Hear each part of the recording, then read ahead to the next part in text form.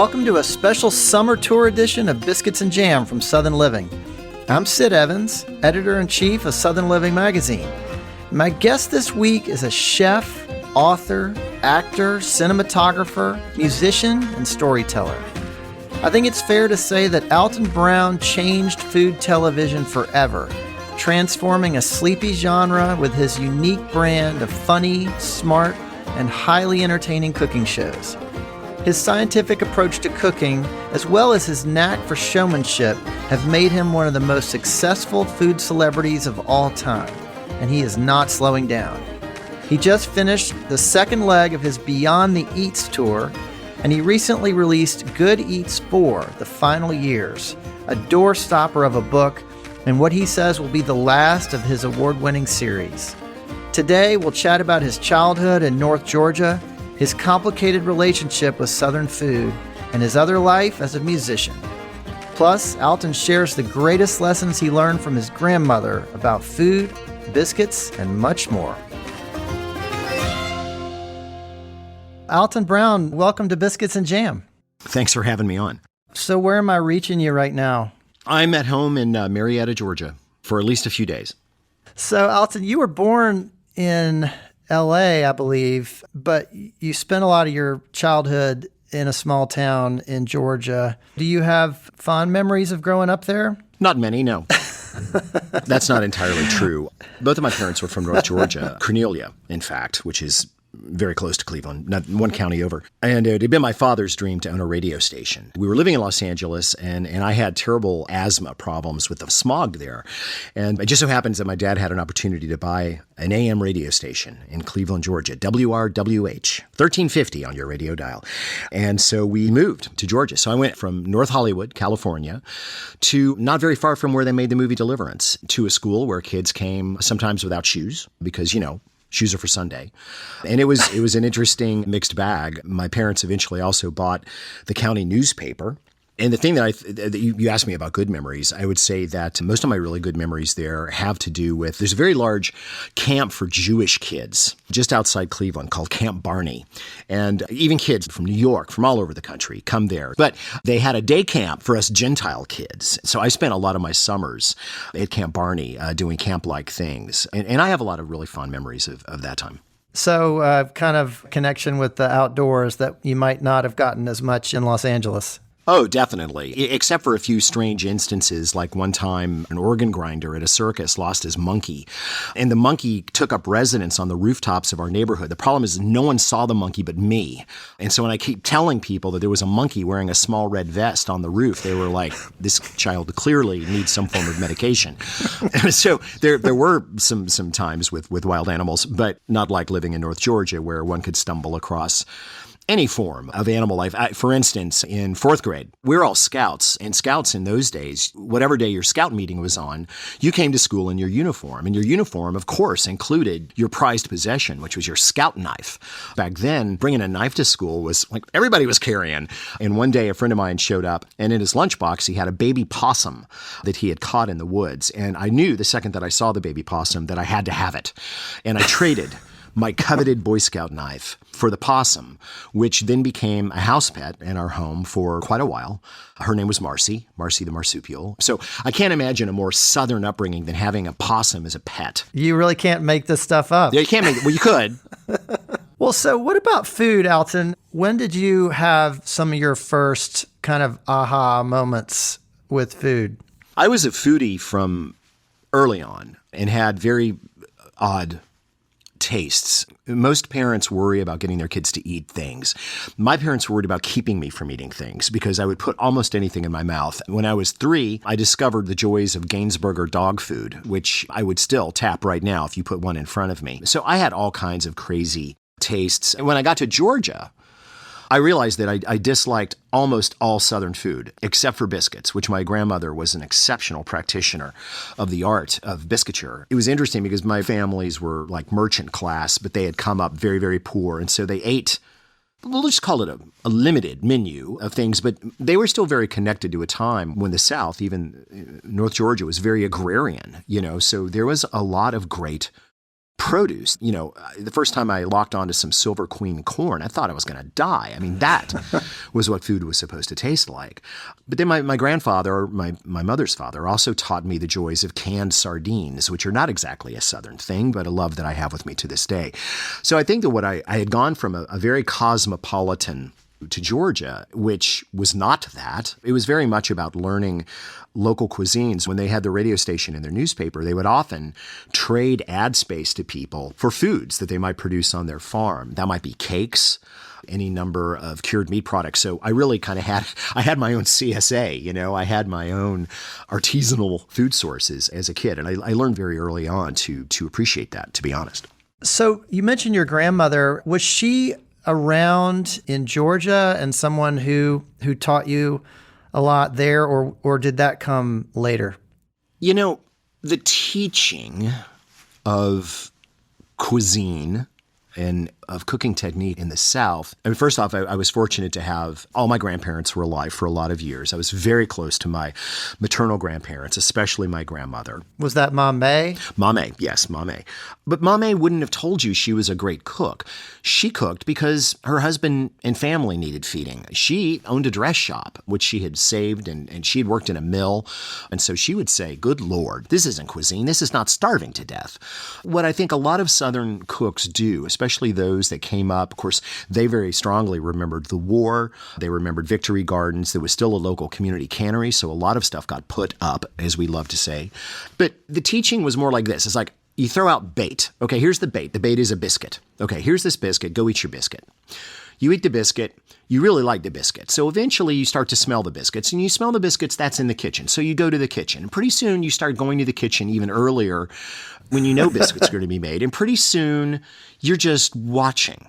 You're just watching. And then you're talking. And it's perhaps years before you even think about touching the food. And that's because in the 60s and early 70s, male children were not, by and large, actively taught how to cook.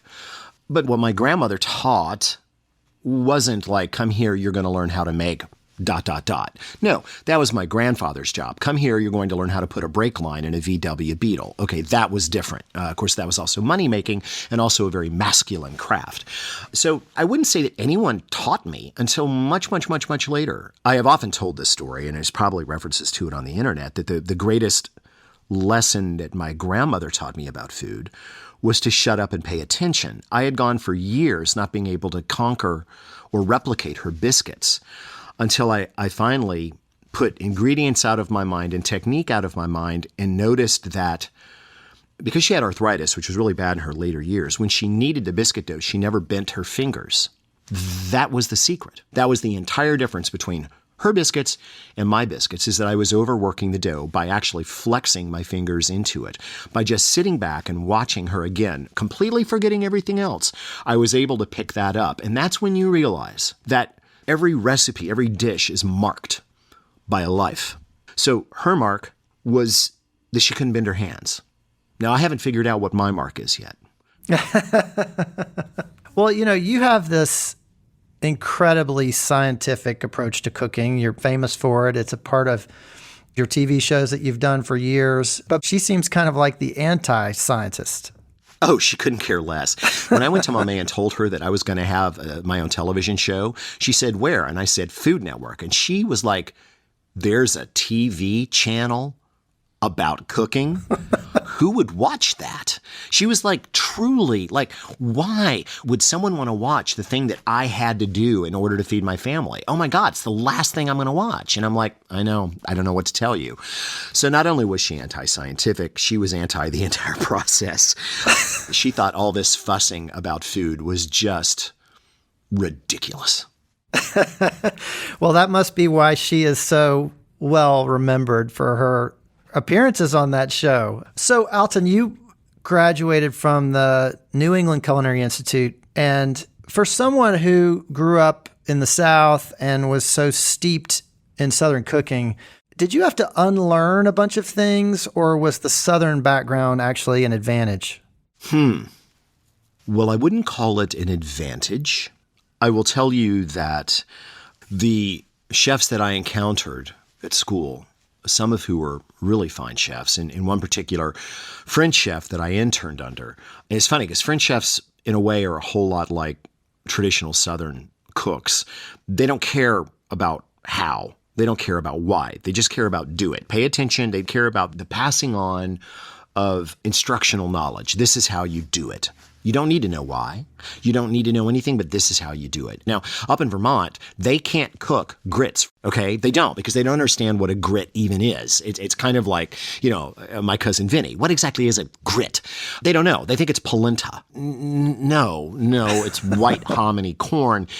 And it's cooked kind of the same, but it isn't the same. So I didn't have to de-learn anything because really we were all kind of being held together by European traditions, which I'd experienced during a summer of college in Italy and a few other places. I'd been somewhere besides the South. But what I did have to appreciate is the deep regional differences in ingredients, in cooking technologies, in cooking customs and traditions, and even just taste and flavor.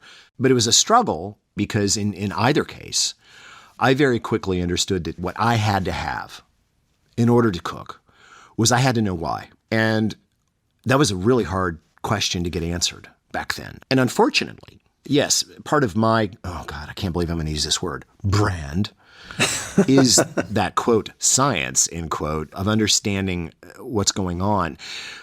But the danger in that is separating yourself from tradition and from custom. And I have met people that have cast aside family custom, culinary custom, and traded it in for, quote, science, end quote. That may make the food better, but it also invalidates it to some degree. And I worry about that. Mm-hmm. Something gets lost there. Something gets traded.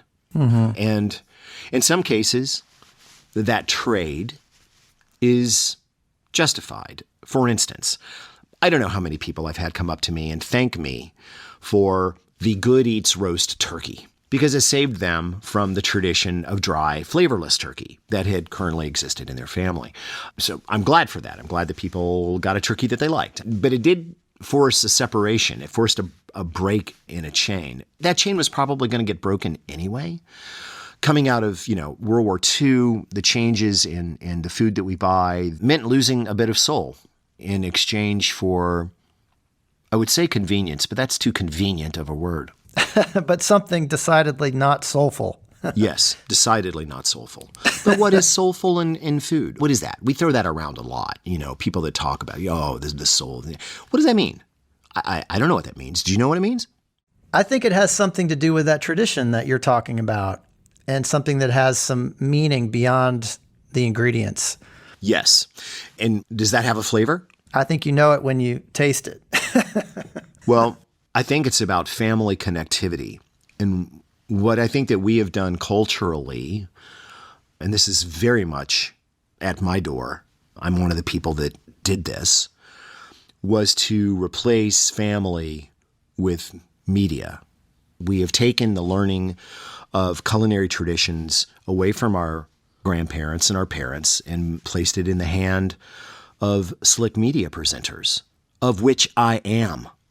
I'm really a slick presenter. I'm very good at it. I don't know that I should have always done that. But you've also been an ambassador for Southern food and someone who has written about, talked about Southern food traditions. Well, look, I would like to think that I haven't capitalized on that in a big way. I'm from the South, and we spend most of our weekends in a one-room cabin on a lake in Alabama. We buy our fried chicken at a gas station, okay? But I still don't know what, quote, Southern food is. I struggle to understand the actual concept of what Southern food is, because I refuse to believe that it's a series of dishes, and I refuse to believe that it is a series of ingredients, okay?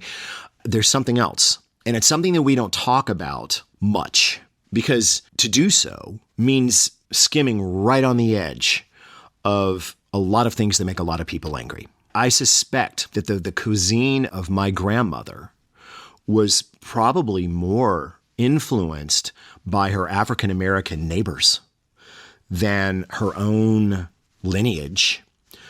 So to talk about Southern food, we have to talk about race and we have to talk about history. And here's the thing. The most beautiful thing that I can think of about Southern cuisine is in its best forms, exquisitely exclusive and inclusive at the same time.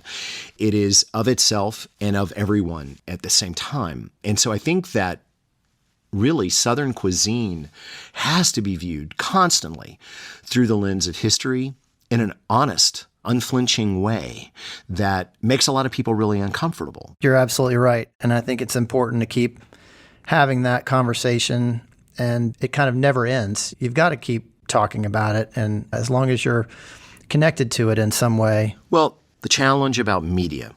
I'm here talking to you because I made a TV show for a bunch of years. The things that led me to that had almost nothing to do with food and a lot more to do with filmmaking. I decided to go into this because I was a filmmaker who was really unhappy with my clients. I don't know that from a cultural standpoint, I have ignited or engaged in useful cultural communication or conversation. What I've done is tried to get people to be able to make better meatloaf. And that's an easy thing to talk about. I can talk to you about meatloaf all day. But again, when we talk about Southern food, well, that's a whole other thing. I'll be back with more from Alton Brown after the break.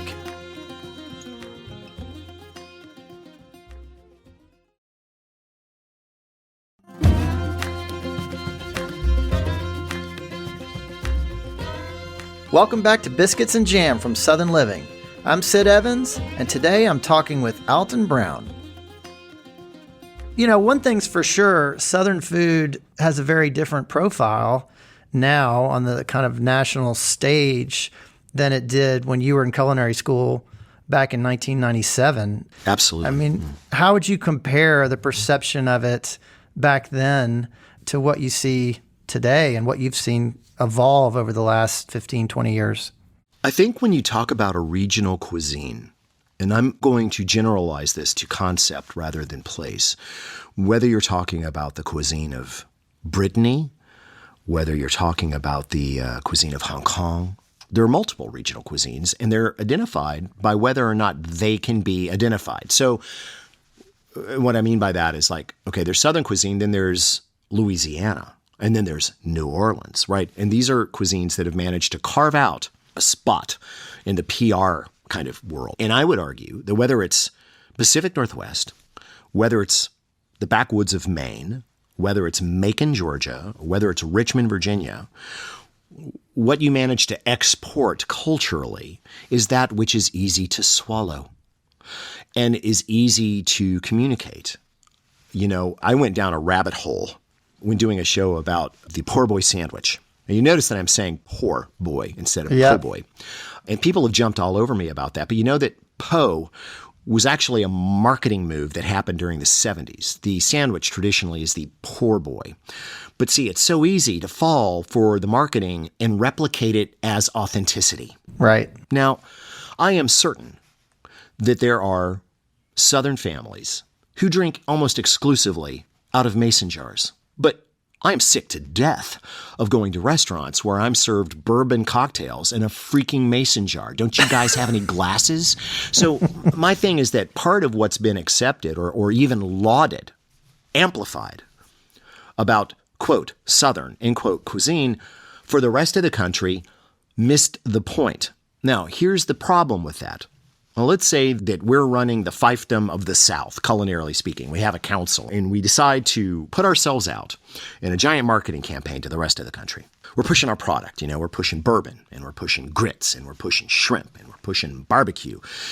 Well, whatever sticks becomes the thing that we start to amplify for ourselves. So, yes, Southern cuisine has had a massive push in the last 20 years, but I fear that maybe we have also kind of cut our noses off to spite our face by the fact that then we just amplify back that. It's like feedback, and that's harmful. There are things that got lost. Right. I'm sorry. We don't drink bourbon at every freaking meal. We don't have shrimp. And by the way, shrimp and grits is a breakfast dish, not a dinner dish. And so when you remove the context, the historic understanding, when you remove that for the sake of marketing expediency, you have to know that the water just gets shallower and shallower. Yeah.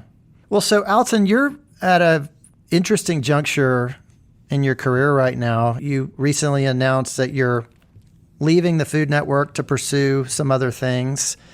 What are you interested in at this stage in your career? I started doing these live touring shows, and the live touring shows have become more and more important to me.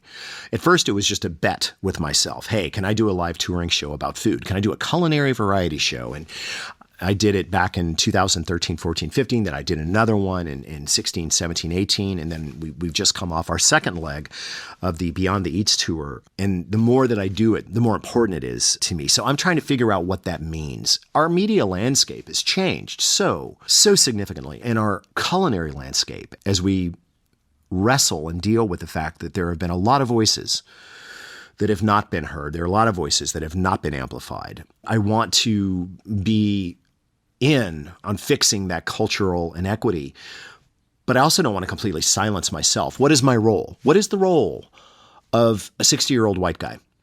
I don't know. I know what my skill set is. I know what I'm good at. I know what I could be good at.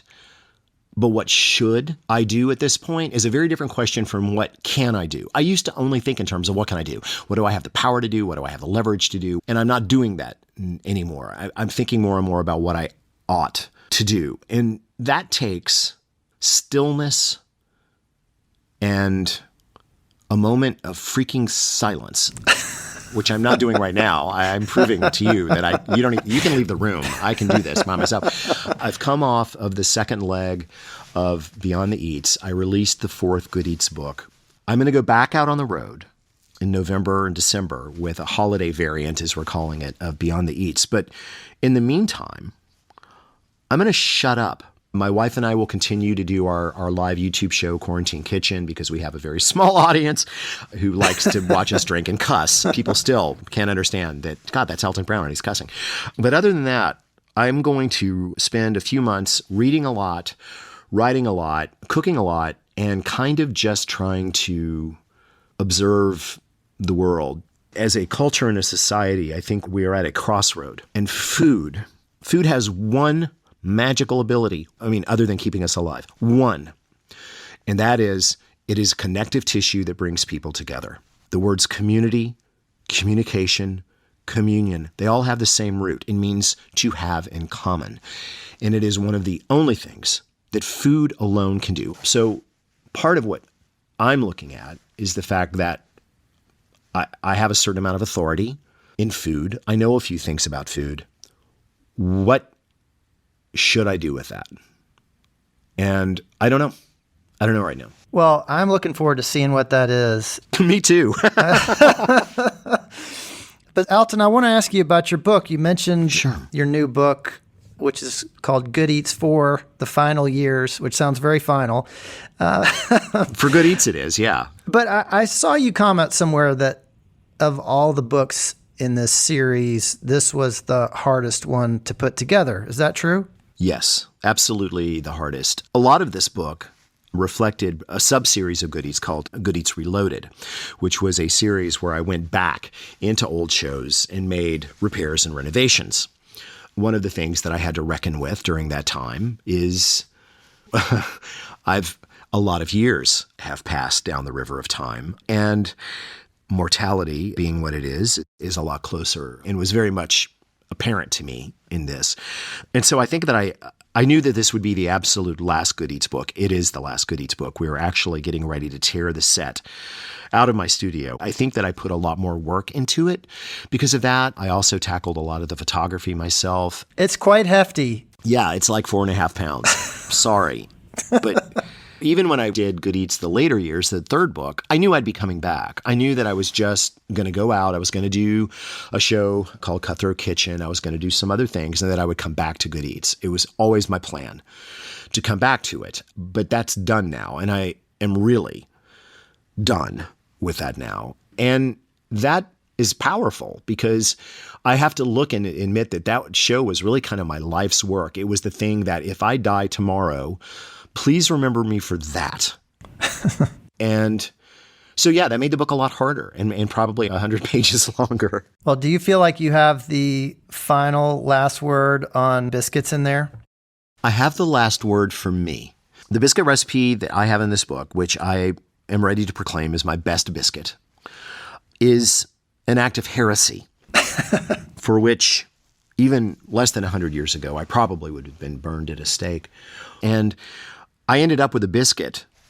I was literally just playing through like versions over and over of trying to come up with deals like, what does the biscuit want? What does the biscuit need? And in the end, the damn thing is gluten-free. And I wasn't aiming for that, man.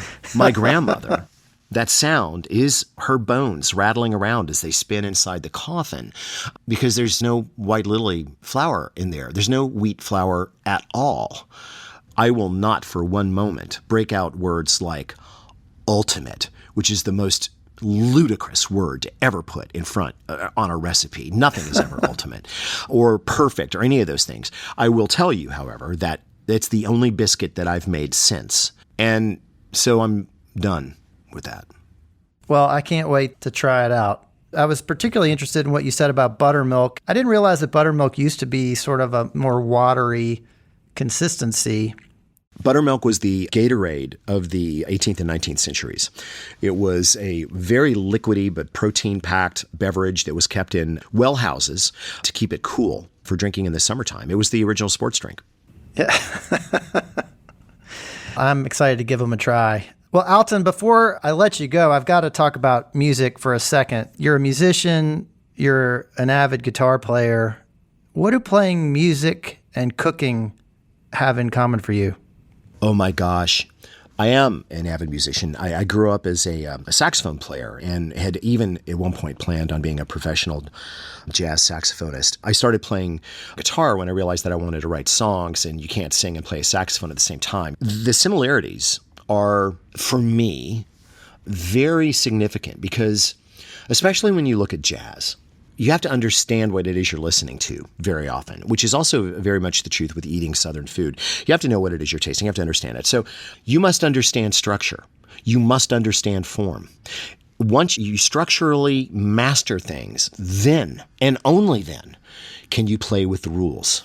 It's all mishmash until then, which is why really great jazz players, you know, whether it's a guitarist or a saxophonist or a trumpet, I don't care what it is, will play within the structure of the chords, go out, meander, take a wild ride, and always come back every few minutes to let you know, yeah, I know what I'm doing. I know what this is. I know what's in a D7 sharp 9. And that is also very, very critical in cooking in general, but certainly in Southern cooking, where it has been so easy for people to make riffs on things. And I'm making my own riff on, you know, this dish or that dish. It's like, well, that's fine. You can show me what a Pan-Asian shrimp and grits is. But if you're going to use those words, shrimp and grits, then you better make sure that in that dish you show me that you actually respect and understand the original form. Yeah, you got to know the rules in order to break the rules. And even breaking the rules is only kind of temporary. You can bend them. I don't know that you can ever break them. I think that breaking the rules very often loses the audience, but you can bend them. It's knowing that how far you can bend it before you break it. Whether it's barbecue or whether it's just simply a nice pot of greens, you got to show me that you understand what it is, understand what the structure is, understand the traditions, respect it before you mess with it. Well, Alton, you're often referred to as a chef, an author, an actor, a cinematographer, a musician, but you're not often referred to as a teacher. And I wonder if you see yourself that way, because it seems like you have done so much teaching through your shows and your books. I don't. I'm a storyteller. My job has always been to entertain. We used to have a sign over the studio door when we were shooting Good Eats that said, laughing brains are more absorbent. You can teach if you can entertain. So my job has always been to entertain first and foremost, but I've always made sure that there was something that you could take away. I'm an entertainer. I tell stories, and it just so happens that my stories typically concerning food involve a payload of knowledge or a payload of know-how that is either going to be accepted or not recepted. But in the end, if you're entertained, okay, my job's done. Well, Alton, I just have one more question for you. What does it mean to you to be Southern? Joyously conflicted. It is messy business being a Southerner. It means embracing contradictions. It means, in its best iteration, an understanding not only of others, but a much more critical examination and understanding of self. It is not easy business being Southern in a modern sense. And being Southern does not mean that you get to fall back on traditions that protect you or somehow cocoon you from the realities of the rest of the world. That's not Southern. I don't think that that's really Southern. I think real Southern is spooky business. We're haunted. We're spiritual. We are sinners and saints. We are drunkards and preachers. And we create astoundingly soulful pieces of art, astoundingly soulful music. And what I hope for the South is that we must rise in full understanding and strive for full understanding of who we are, what we've done, what we're going to do, what we're doing today, what we'll do tomorrow, and understand that those trajectories are ours to determine. We are not victims. We are not forgotten. We are not downtrodden. Yeah, I think I'm going to leave it at that. It's a lot, isn't it? Well, it's a lot more than a lot of people that aren't Southern might think. Well, Alton Brown, thank you so much for being on Biscuits and Jam. Thanks so much for having me. I'm hungry for both the biscuits and the jam right now, so I think I'm going to go crank up the oven and make some of those damn gluten-free biscuits. I can't believe I'm even saying that. Thanks for listening to my conversation with Alton Brown. You can visit altonbrown.com for recipes, merch, tour dates, and more. Southern Living is based in Birmingham, Alabama. Be sure to follow Biscuits and Jam on Apple Podcasts, Spotify, or wherever you listen. And we'd love your feedback. If you could rate this podcast and leave us a review, we'd really appreciate it. You can also find us online at southernliving.com/biscuitsandjam. We'll be back on July 12th with Caitlin Smith.